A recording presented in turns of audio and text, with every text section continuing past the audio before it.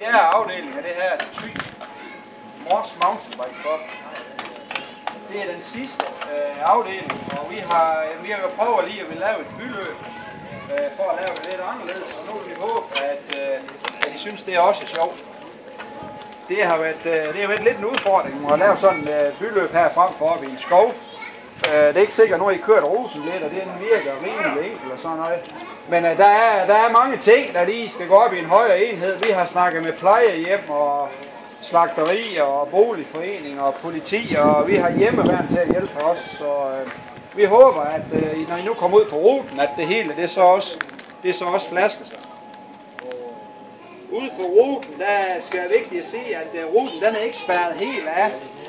Hjemmeværnet, de står og lukker de veje, hvor vi simpelthen ikke kan spærre af. Men I kan møde trafik derude, og det er for, at I kører i et område, hvor der er bolig. Hvis der lige pludselig er en eller anden mand, som vil ud og køre, hvor vi ikke kan spærre af. Så I skal være opmærksom på derude. Der kan altså komme trafik.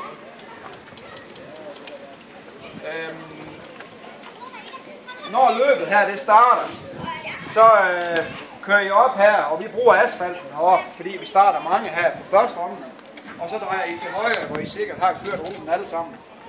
Når I kommer herind fra anden omgang, så vil asfalten op være spærret, og I skal så over og køre herover i højre side, op forbi ejendomsmælder deroppe, og så ellers også ind til højre. Og sådan kommer de sidste 7-8 omgang til at køre. Og der er ikke nogen, der kører sådan op. Det er helt nej.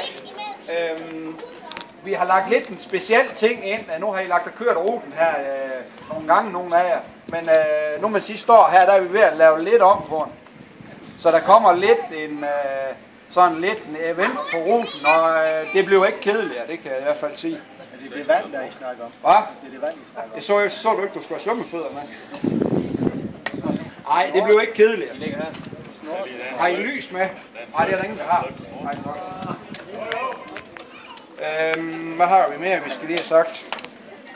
Når vi er færdige her, så er der Per Ubesen, Hurup Cykel Knallertcenter. Han er været så venlig at sponsorere kage og kaffe til alle ryttere bagefter. Der er en Hurup Cykelmotion, der har været med en øl og sodavand.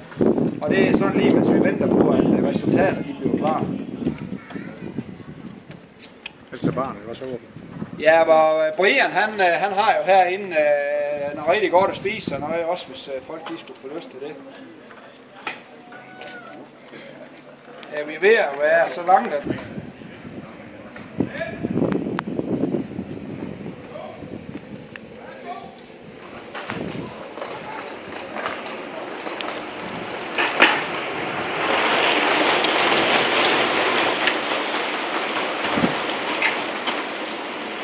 så agerer det.